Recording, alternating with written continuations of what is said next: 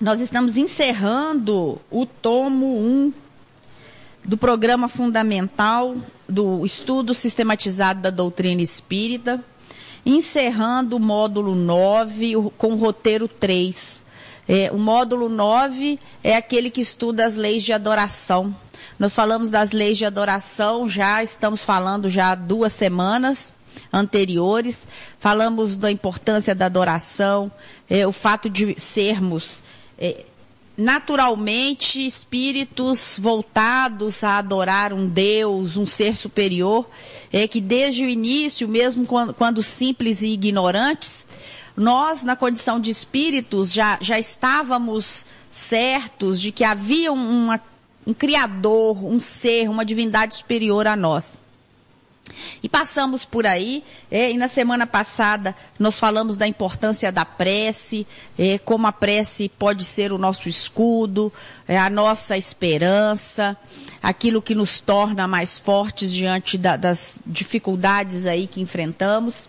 E hoje nós vamos encerrar esse roteiro, esse módulo, né, da lei de adoração, e obviamente eu gosto sempre de deixar muito claro que não encerramos nada. Na verdade, estamos apenas abrindo possibilidades para que a partir desses estudos, cada um possa desenvolver aí estudos complementares, estudos que possam aprofundar mais.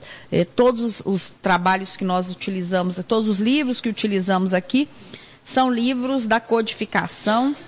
E a apostila em especial é uma apostila bastante simples de ser encontrada, extremamente importante para nós espíritas conhecermos a doutrina espírita. E os que já conhecem, relembrar a doutrina espírita. Não é assim? Nós vivemos para lembrar e relembrar, e aprender quando não sabemos. Então nós fazemos um estudo aqui às quartas-feiras, nos primeiros minutos, exatamente sobre a doutrina dos espíritos, que somos nós, encarnados e desencarnados. E hoje nós vamos falar de um tópico muito interessante, muito gostoso de ser falado, que é o Evangelho no Lar, que faz parte da lei de adoração. A apostila, ela divide esse tema em três pontos. Em o Evangelho no Lar é um ato de adoração a Deus. No segundo ponto, a importância do Evangelho no Lar, e finalmente um roteiro sobre o estudo do Evangelho no Lar. O Evangelho no Lar é uma proposta das casas espíritas a todos os espíritas, que a gente possa implantar em nossas casas esse hábito aí de nos reunirmos em torno de uma mensagem, em torno de uma reflexão, de uma frase, de um versículo, uma parábola, uma história, né, que possa trazer aos membros daquela família uma possibilidade de interação, de reflexão.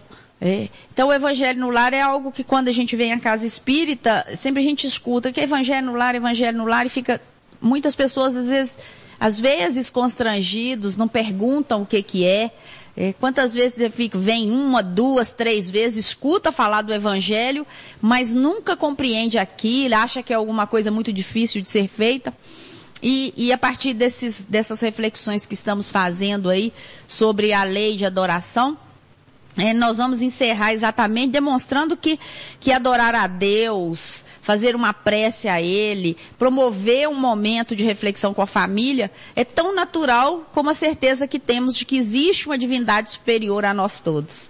Então não há nenhuma complexidade, nenhuma confusão para que possamos, assim, uma vez por semana, num horário pré-determinado, nos reunirmos para uma reflexão religiosa.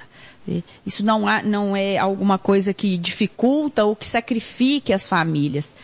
Mas é preciso também que a gente tenha muita serenidade para não impormos nada. Na doutrina espírita, nós somos orientados o tempo todo a não impor nada para ninguém. Porque nós sabemos que as mudanças não vão ocorrer de fora para dentro. Porque se assim for, elas não serão verdadeiras e não serão legítimas. Por que você vai na casa espírita? Eu vou porque minha mãe vai. Por que você lê a obra de Allan Kardec? Eu leio porque lá em casa todo mundo lê. Isso não é uma resposta que nós espíritas gostaríamos de ouvir. Ou, muito melhor, consertando isso aí, porque não interessa, né, o que cada um está escutando do outro. Isso não é uma resposta que possa contribuir para o espírito, para o desenvolvimento espiritual de cada um de nós. Importa que eu vá à casa espírita porque eu quero ir à casa espírita. Importa também saber que existem momentos em que a casa espírita, ela não será o lugar adequado. Existem momentos que a sua casa, a sua moradia está necessitando mais de você do que a casa espírita. Então, antes de servir a casa espírita, é preciso que a gente sirva a nossa própria casa. Lembrando que o nosso próximo são todos aqueles que estão conosco, mas são em especial e principalmente aqueles que estão em nossas famílias. Então não adianta largar o marido sem a janta para ir para a casa espírita assistir palestra. Não vai ser tão bom. Talvez a sua prece, lembra que a gente falou em prece, como aquele nosso cotidiano, a nossa atuação diária em todos os dias, nós exercermos as nossas funções normais, que isso é uma prece. Não é necessário que a gente crie ritos, mas é a forma como a gente se posiciona diante da vida, diante do nosso trabalho, diante da nossa família, diante das nossas obrigações rotineiras. Então, em muitos momentos, a nossa maior prece, ela está nos chamando para outros direcionamentos. É claro, nós como espíritas que somos, e sabedores de que os espíritos influenciam muito mais em nossas vidas do que imaginamos, porque de ordinário são eles que nos conduzem, então sabedores disso, nós precisamos nos cercar para não criarmos desculpas, para não fazermos as coisas, alegando que vamos ter que ficar fazendo alguma coisa ou outra. Precisamos nos organizar. Chico Xavier, quando teve a oportunidade de encontrar com Emmanuel, e uma das coisas que o Emmanuel frisou para ele, a única coisa que o Emmanuel frisou para ele diante da missão, né, que estava chegando para ele, o que mais importante ali foi o que o Emmanuel pediu e deixou claro que para exercer o seu mandato de amor, a sua missão aqui na Terra, ele teria que ter disciplina. E disciplina talvez seja uma das coisas mais importantes do ponto de vista prático que nós, em todos os momentos da nossa vida, precisamos ter. Então eu preciso ter disciplina para trabalhar, eu preciso ter disciplina também para me organizar socialmente e principalmente para me organizar as minhas tarefas, nas coisas que interessam a mim como espírito. Então não basta assim, a Cida falou que se tiver em casa, vindo para o centro e o filho pedir para ficar, tem que ficar. Não, a gente precisa se organizar para isso também. Para não arrumarmos desculpismos, porque as desculpas elas são mais sedutoras às vezes. Com um calor desses, imagina. Um horário de verão, que você sai de casa, o sol tá batendo na sua cabeça e te deixando tonto. Atravessar a cidade toda com um trânsito que só Jesus para dar conta dele. Para vir aqui, ficar numa casa pequena, apertada, no calor também, do ponto de vista material, físico, nós temos muito mais elementos que vão querer nos seduzir para ficarmos em casa. Isso porque eu nem estou dizendo da parte espiritual. Porque não tenhamos dúvida que quando estamos numa casa espírita ou quando estamos ouvindo uma palestra espírita, nós estamos nos reconciliando e nos aproximando de muitos espíritos, mas ao mesmo tempo nós estamos causando muita confusão, às vezes, para outros que não compreendem. Então é um desafio o tempo todo. Ora, nós não sabemos o que fomos. E quando nós estamos tentando nos melhorar, a gente sabe que muitos não concordam de pronto. As pessoas, em regra, acham que ninguém tem direito a uma nova chance. E a doutrina espírita, ela não vem para esse propósito. Na doutrina espírita, todos nós somos passíveis de mudança. Aqui não tem pau que nasce torto, morre torto, não. Isso é papo furado. Nós nascemos tortos e vamos nos endireitar porque a luz que nos espera é a luz de Deus. E nós não nascemos de um tronco deficiente, nós nascemos de um tronco divino. Então, por lei natural, como nós vimos, lei natural, a lei de Deus, a lei natural é que todos nós possamos progredir. Isso é algo que não temos muito como fugir. E quando a gente fala em evangelho no lar como um ato de adoração a Deus, os espíritos superiores, eles vão nos lembrar que a prece é um ato de adoração, que orar a Deus é pensar nele, é aproximar-se dele, é pôr-se em comunicação com ele. Na semana passada nós falamos muito desses conceitos. A prece como uma possibilidade, como um caminho para interagir com Deus. Também foi lembrado aqui que as 3 coisas que propomos por meio da prece: nós louvamos, nós agradecemos e nós pedimos. A espiritualidade vai lembrar também que toda vez que se ora num lar, prepara-se a melhoria do ambiente doméstico. Cada prece do coração constitui emissão eletromagnética de relativo poder. Por isso mesmo, o culto familiar do Evangelho não é tão só um curso de iluminação interior, mas também um processo avançado de defesa exterior pelas claridades espirituais que ascendem em torno. O homem que ora traz consigo uma proteção muito grande. O lar que cultiva a prece transforma-se em fortaleza. O evangelho no lar é uma reunião da família, em dia e horas certos, para estudo do evangelho e oração em conjunto. E às vezes a gente encontra algumas indagações do tipo: por que tem que ser num dia e hora certo? Por que a gente não pode fazer o evangelho no lar em qualquer momento? Por que a gente não pode fazer o evangelho no lar em qualquer momento da vida da gente? Eu resolvi fazer o evangelho na segunda, na terça.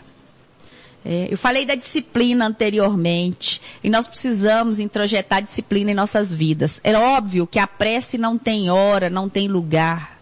Qualquer momento nós podemos estar em prece. Quando a gente segura uma criança linda dessas, nós estamos em prece se a seguramos com amor e com carinho. Nós estamos transmitindo a ela toda a segurança que ela precisa para esse momento de evolução espiritual. Então a prece ela é feita em qualquer lugar. Mas a proposta do Evangelho é uma proposta diferente, o Evangelho no lar. A proposta do Evangelho é fazer dos nossos lares um ponto de luz para que a própria espiritualidade possa utilizá-lo. Sabedores de que todas as quartas-feiras, às 10 horas, a família X se reúne em torno de uma lição e conversa, e reflete, trocam opiniões, a espiritualidade, a partir do momento que percebe que há seriedade naquele lar, que existe amor naquele lar, esse lar passa a ser um ponto de referência para os espíritos. Nós não podemos nos esquecer que nós estamos num mundo de prova e expiação. A todo momento os espíritos estão vindo aqui para resgatar outros espíritos, para orientar, para cuidar de nós, encarnados e desencarnados.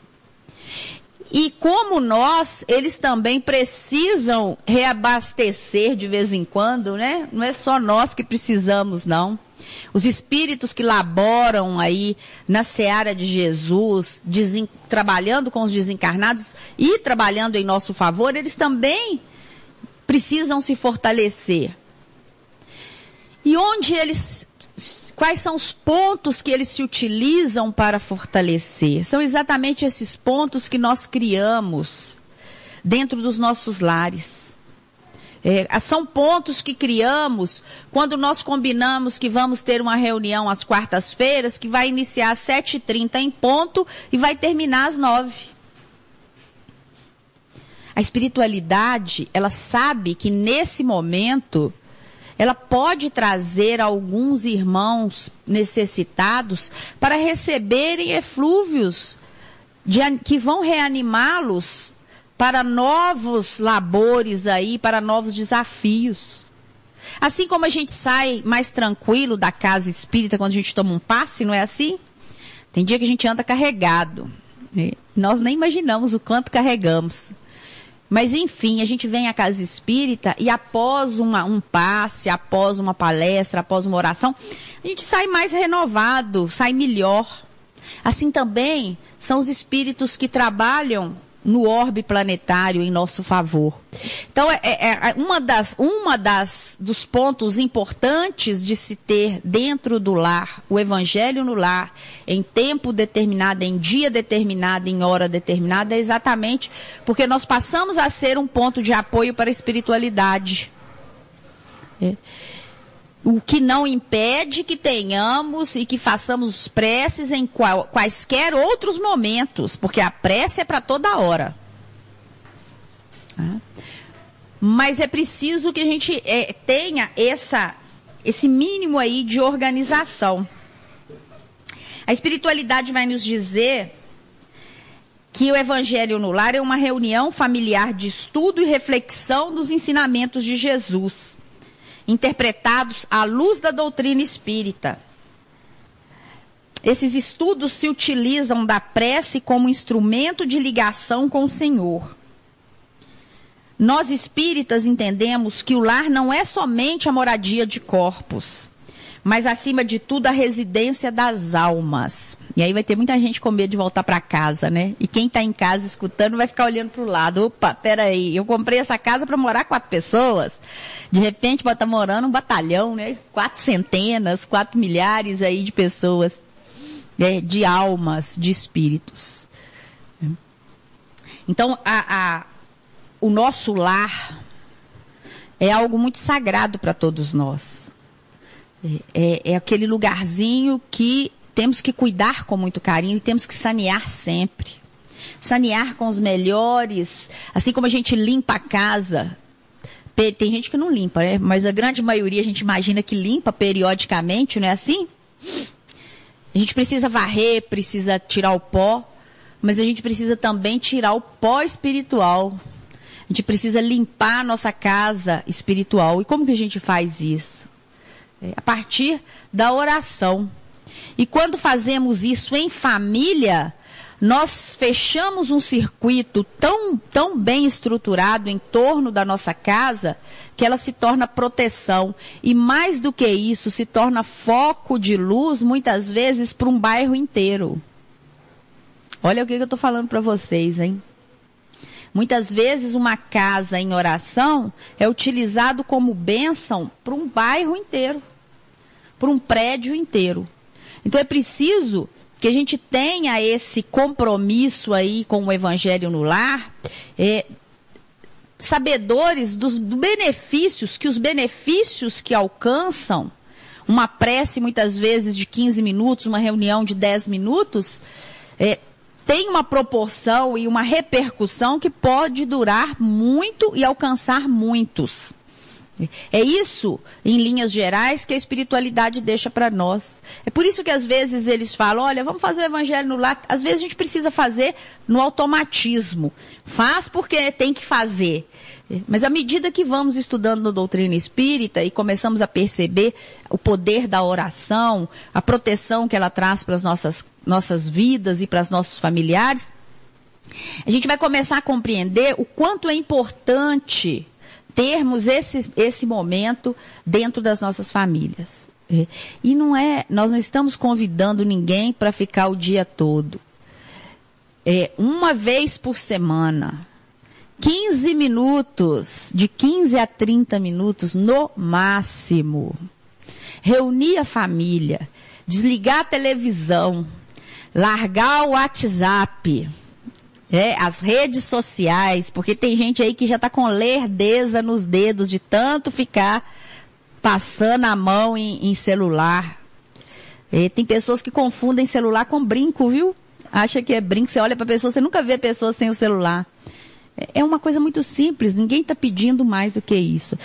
A orientação são 15 minutos, de 15 a 30 minutos, para que a família se reúna em qualquer dia que seja conveniente. Qual que é o melhor dia? Lá em casa, nem um dia da semana é bom. Tem que ter, não é possível, 15 minutos que não vai ter um dia. Mas lá em casa nem todo mundo quer fazer. Faça com aqueles que queiram fazer. É importante respeitar o tempo de cada um. Alguns não vão se sentir confortáveis, outros não vão querer fazer a prece em conjunto. Mas vai chegar em alguns momentos, que vocês vão ver aqueles que nem ligavam mais chegar para você e falar assim, me ensina. Como que a gente faz? É preciso que a gente inicie. Então é por isso que a doutrina orienta, e num primeiro momento que parece se ter uma rigidez, alguma coisa assim, não muito maleável, a explicação é simplesmente essa. É que a gente possa se preservar, que a gente possa criar em torno de nós um circuito de proteção espiritual. Para que a gente possa ser protegido das influenciações que não vão nos construir nada e que, pelo contrário, vão nos destruir, vão nos deixar aí à deriva de muitas circunstâncias que poderiam ser evitadas. Então, é uma medida muito tranquila, mas também com uma repercussão muito importante. Allan Kardec vai dizer que o santuário doméstico, que encontre criaturas amantes da oração e dos sentimentos elevados, converte-se em campo sublime das mais belas florações e colheitas espirituais. O Evangelho no lar é também considerado um ato de adoração a Deus. No livro Luz no Lar, tem uma mensagem da irmã Sheila que diz o seguinte: sustentemos em casa a chama da nossa esperança, estudando a revelação divina, praticando a fraternidade e crescendo em amor e sabedoria, porque segundo a promessa do Evangelho Redentor, onde estiverem 2 ou 3 corações reunidos em seu nome, aí estará Jesus, amparando-nos para a ascensão à luz celestial, hoje, amanhã e sempre. O estudo no Evangelho no lar, sob a orientação da verdade espírita, conduz-nos ao entendimento da lei de Deus, porque Jesus não veio destruir a lei. Não veio destruir a lei de Deus, mas ele veio cumpri-la, desenvolvê-la, dar-lhe o verdadeiro sentido e adaptá-la ao grau de adiantamento dos homens. E ele encerra esse tópico com a seguinte fala: amar a Deus acima de todas as coisas e o próximo como a si mesmo. Aí estão todas as leis e todas as profecias. Sobre a importância do Evangelho no lar, destaca-se aí que o culto do Evangelho no lar não é uma inovação.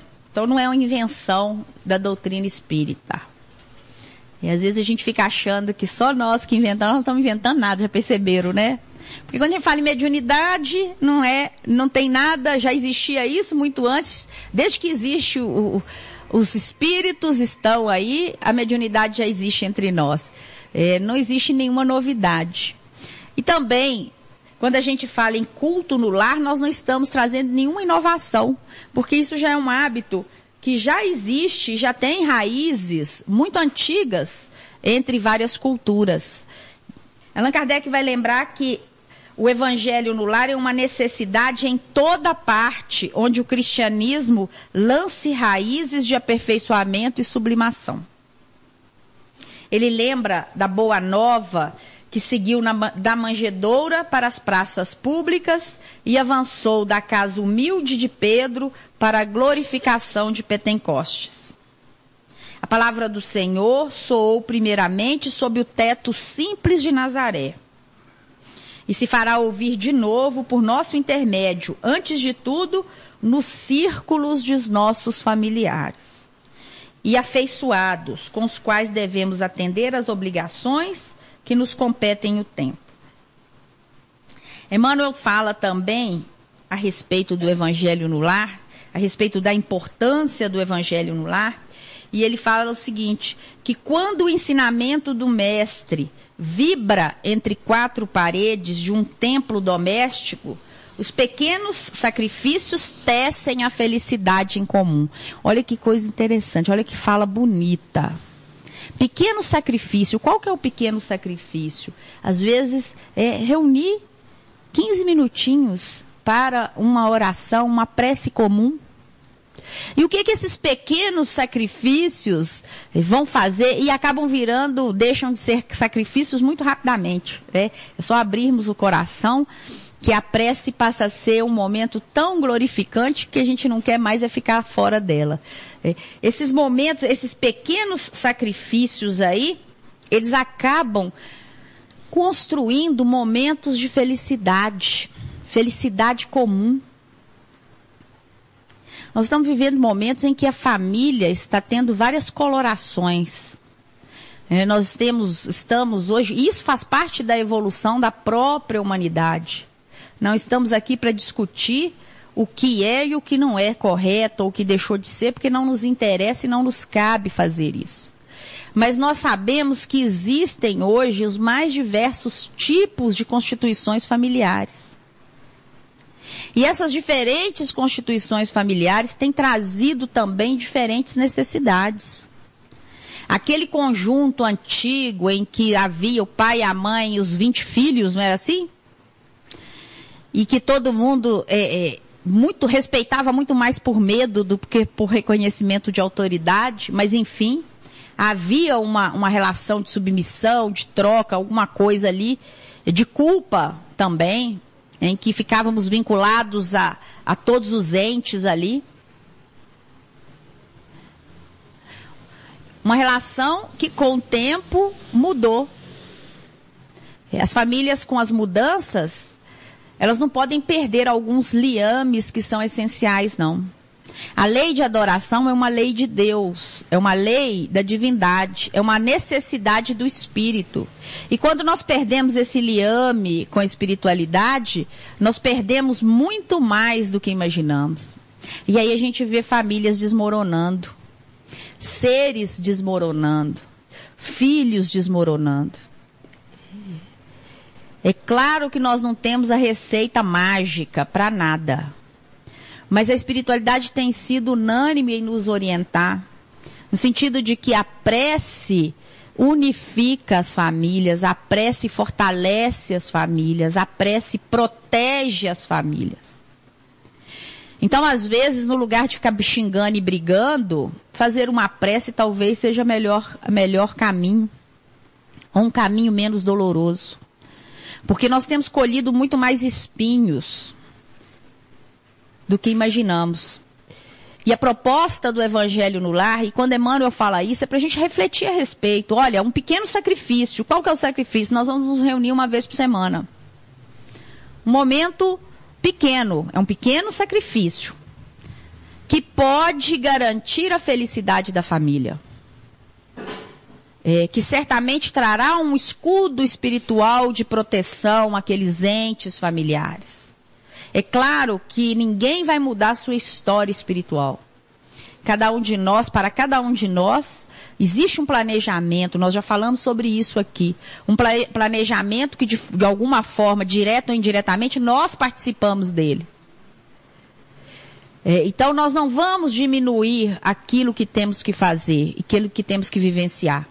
Mas às vezes a gente olhar para o problema com mais esperança, com mais fé, esse problema ele passa a ser alguma coisa de menor proporção. Mas quando a gente não acredita em nada, quando a gente já perdeu aquele vínculo com a espiritualidade, os problemas se tornam insuperáveis. E o nosso egoísmo faz com que a nossa dor seja a maior dor de todas. E a nossa dor não nos deixa ver as diversas outras dores que estão muito próximos de nós. Então, quando Emmanuel fala, olha, 15 minutos...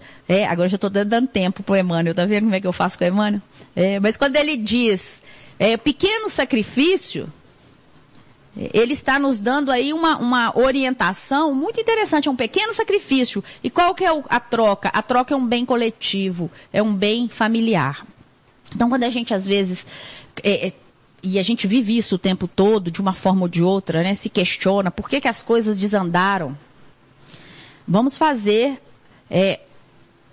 um retorno aí à nossa intimidade, para que a gente possa reavaliar como é que estamos tratando a nossa divindade, a nossa relação com o divino? O que estamos propondo aí para os seres que estão conosco, que estão caminhando conosco? Emmanuel vai lembrar que a observação impensada é ouvida sem revolta. Isso continuando a ideia dos pequenos sacrifícios, né, que vão tecer felicidade em comum. Às vezes a gente está em família, uma observação impensada. Mas se nós estamos vinculados ao amor, se nós estamos buscando ali a integração da família, e mesmo que impensada a observação, nós ouvimos e sem revolta. Sem que isso crie raízes ou lastros de mágoa em nossas vidas. Emmanuel vai lembrar também que a calúnia, ela passa a ficar isolada no algodão do silêncio. Que a enfermidade é recebida com calma. Que o erro alheio encontra compaixão. Que a maldade não encontra brechas para insinuar-se. E aí, dentro desse paraíso que alguns já estão edificando, a benefício deles e dos outros, o estímulo é um cântico de solidariedade incessante. A bondade é uma fonte inexaurível de paz e entendimento. A gentileza é a inspiração de todas as horas. O sorriso é a sombra de cada um. E a palavra permanece revestida de luz, vinculada ao amor que o amigo celeste nos legou. É muita coisa bonita que ele fala, né? Mas é para a gente pensar. A proposta é de reflexão. As palavras de Emmanuel não têm o menor valor se elas não habitarem o nosso coração, o nosso entendimento, o nosso sentimento. Elas precisam nos tocar. Para a gente entender que muitas vezes a calúnia, e ele usa a enfermidade, o erro e a maldade, passam desapercebidas quando estamos mais voltados para as questões divinas, quando estamos mais entronados com o nosso Deus divino. Porque aí a gente olha para o outro que falou uma coisa que nós não gostamos, falamos assim, coitado, né? Vamos fazer uma oração para ele, porque ele não está bem. Mas quando a gente não está assim, o que a gente faz? A gente devolve muitas vezes com muito mais raiva, com muito mais energia negativa, aquilo que nós recebemos. Aí passa a ser uma troca de farpas negativas que não vão nos auxiliar. Quando ele usa essa metáfora do algodão, ele é muito interessante, né? Porque ele fala, olha, a calúnia ser isolada no algodão do silêncio. É para mostrar assim que, às vezes você recebe uma calúnia, mas se você estiver sintonizado com o Evangelho, ou se você pelo menos estiver tentando se ajustar nas coisas divinas, nas questões divinas, você acaba diminuindo o impacto dessas questões que chegam para nós. E aí tudo passa a ser menos gravoso, passa a ter menos impacto do que gostaríamos que tivesse. Então, essa parte é bastante interessante, e isso aí são as palavras do Emmanuel a respeito do Evangelho no lar. Allan Kardec volta dizendo que cabe... Não esqueçamos os impositivos da aplicação com Cristo no santuário familiar, onde nos cabe o exemplo de paciência, compreensão, fraternidade, serviço, fé e bom ânimo, sob o reino legítimo do amor. Porque estudando a palavra do céu em 4 evangelhos que constituem o testamento da luz, somos cada um de nós o 5º evangelho inacabado, mas vivo e atuante, que estamos escrevendo com os próprios testemunhos, a fim de que a nossa vida seja uma revelação de Jesus, aberta ao olhar e à apreciação de todos, sem necessidade de utilizarmos muitas palavras na advertência ou na pregação. Essa ideia do 5º evangelho também é muito bacana, né? A ideia dos 4 evangelhos, mas a proposta da doutrina espírita qual que é? É que a gente transcenda a palavra que está escrita. É que nós possamos alcançar e nos tornarmos o exemplo. O 5º evangelho é o exemplo. É o exemplo de fraternidade, é o exemplo de paciência, é o exemplo de amor. É o exemplo de resignação, de gentileza, de bondade. E a gente está precisando tanto de gentileza por aí, né? De tanta bondade, para que a gente possa suportar aí os espíritas em geral e os participantes de grupos mediúnicos em particular precisam compreender a necessidade do culto do evangelho no lar. Então, essa turma aí que fica frequentando reunião mediúnica, que são médios que precisam de desenvolver, o compromisso ainda é maior. Porque proteger o lar pela oração, blindar, é muito importante. Do plano espiritual, protegermos a nossa casa, protegermos aqueles que estão conosco das influenciações negativas, bastante importante. Allan Kardec está dizendo isso, olha, espíritas de um modo geral, mas na verdade ele não está dizendo os espíritos, todos nós de qualquer religião, nós precisamos nos proteger pela oração. É isso que ele está dizendo. Em especial esses que estão aí na tarefa mediúnica. Precisam também se proteger pela oração e precisam proteger as suas casas, os seus lares.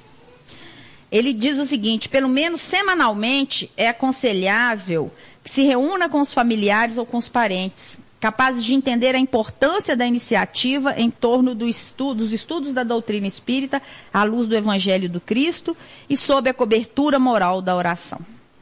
Além dos companheiros desencarnados que estacionam no lar ou próximos a ele, há outros irmãos que já não estão mais nas vestes físicas, principalmente os que remanescem das tarefas de enfermagem espiritual no grupo, que recolhe amparo, ensinamento, consolação e alívio da conversação espírita e da prece em casa. O culto no evangelho, no abrigo doméstico, equivale à lâmpada acesa para todos os imperativos do apoio e do esclarecimento espiritual. Então, essa é a importância de termos o evangelho em nossa casa, de implementarmos essa prática, de fazermos esse pequeno sacrifício, como diz Emmanuel, pequeno sacrifício que vai gerar, com certeza, um bem comum, um bem para todos aqueles que estão na casa. E aqui Allan Kardec lembra que também é um bem que assiste aos espíritos desencarnados que estão conosco no nosso lar, aos que estão desencarnados, mas que precisam, por algum ponto de apoio, estar conosco em algum momento de reflexão, aqueles nossos ceareiros aí que estão precisando de um apoio, de uma ajuda. Então, essa repercussão, essa importância do Evangelho no lar, ela é bastante fácil de ser vista quando nós abrimos aí nossos corações para percebermos não só os efeitos materiais, os efeitos físicos, mas principalmente a propagação disso no plano espiritual. O último tópico, e só para encerrar já, é o roteiro para o estudo do Evangelho no lar. E aí, Cida, como é que a gente arruma? Então tem que fazer o evangelho no lar, qual que é o planejamento, projeto? Não tem nada disso. Mas a gente para quem está iniciando, para quem tem alguma dificuldade com relação a se organizar inicialmente, então a gente tem umas orientações que obviamente vão ser adaptadas de acordo com cada família, com as necessidades de cada família. Mas inicialmente, a reunião do evangelho e oração em família, nesses momentos, é uma evocação de benfeitores espirituais, familiares e amigos, que deve ser caracterizada pela seriedade e continuidade. Mesmo que os momentos de encontro sejam considerados os mais simples possíveis. A gente faz uma reunião lá em casa de 15 minutos, super rápida, não tem nada, mas não tem que ter nada mesmo não. Nada. Se começar a empombar demais, deixa o propósito inicial e passa a ter outros propósitos. Então é importante que ela seja simples, mas que seja sincera e que tenha continuidade. A finalidade, o objetivo é, principalmente, reunir a família em torno dos ensinamentos evangélicos, à luz da doutrina espírita, sob assistência de benfeitores. E aí, só para a gente não perder a viagem, não é momento de passar lição de moral em ninguém. Não é hora de pegar a lição e falar assim, essa lição é para você. Não. Se fizer isso, já perdeu a viagem. Perdeu o propósito. Porque às vezes a gente está achando que a lição é para o outro, a lição é para a gente. A espiritualidade está mandando a lição é para você, não é para o outro, não. Então, é um momento de simplicidade, de continuidade, de fraternidade. Então, o objetivo é reunir para uma oração. Se for para passar sabão no outro, melhor passar para frente, deixar de fazer. Faz em outro momento. Porque senão vira confusão, cria desarmonia. E o propósito de harmonizar e de trazer o bem comum acaba se revertendo em outras questões que não são positivas. Todas as pessoas podem participar, inclusive as crianças. Normalmente inicia-se com uma prece inicial, uma leitura de uma página, de qualquer uma das obras. A gente tem vários livros, né? Fonte Viva, Pão Nosso, Vinha de Luz, Caminho, Verdade e Vida e um monte de outros. Pode também fazer em torno do próprio Evangelho de Jesus, Novo Testamento, lê um versículo, comenta. Qualquer coisa qualquer leitura que seja leitura edificante, uma leitura que possa contribuir para a família. E aí propor a participação daqueles que desejarem também. A reunião pode ser enriquecida, conforme o caso, com poesia, história ou narrativa de fatos reais. Uma prece de encerramento. E nessas preces a gente pode pedir por todos, como a gente sempre pede por todos. Recomendações. Não ultrapassar o tempo de duração do culto não deve ultrapassar em 1 hora. Senão vai ficar cansativo e a turma vai ficar... Eu falei em 15 a 30 minutos, hein? Mas se no início só conseguirem 15 vai ser um foco de luz muito bom. Mas daí a pouco, se desenvolverem mais, fiquem, não se acanhem. Recomenda-se a leitura do Evangelho segundo o Espiritismo, do Evangelho em Casa e outras páginas evangélicas. Evangelho no lar não é reunião mediúnica. Então não tem que ficar fazendo nenhuma manifestação, trazendo nenhuma manifestação. O lugar de médium é na casa espírita para que possa se educar. Pode-se colocar água para ser fluidificada. E é conveniente que a reunião seja semanal. Uma visita na casa da gente não pode ser motivo para não fazermos a nossa reunião. Então vamos escolher um horário em que seja mais tranquilo, em que a família esteja mais tranquilamente. Mas se chegou a visita, vamos pedir licença à visita ou vamos convidar a visita para fazer a prece conosco. Se ela não quiser, ela aguarda um minutinho, a gente faz a prece e retorna com a visita a noite toda, para conversar quanto quiser. E é isso. Com essas orientações aí, nós vamos encerrar o módulo 9 da Lei de Adoração sobre o Evangelho no Lar. A partir da semana que vem, nós estaremos no livro 2, estudando sobre a Lei de Liberdade. E aí eu conto com a paciência de todos vocês e que com as bênçãos de Deus, que Jesus possa nos abençoar para que a gente possa continuar os nossos estudos aí sobre a doutrina espírita. Todos tenham uma boa noite, um bom resto de semana.